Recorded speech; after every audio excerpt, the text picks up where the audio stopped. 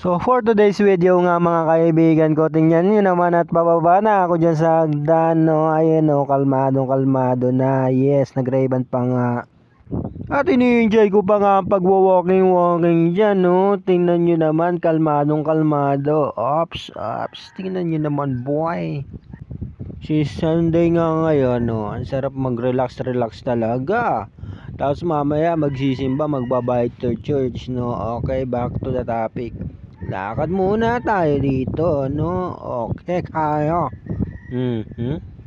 You know, malapit na tayo dun sa falls.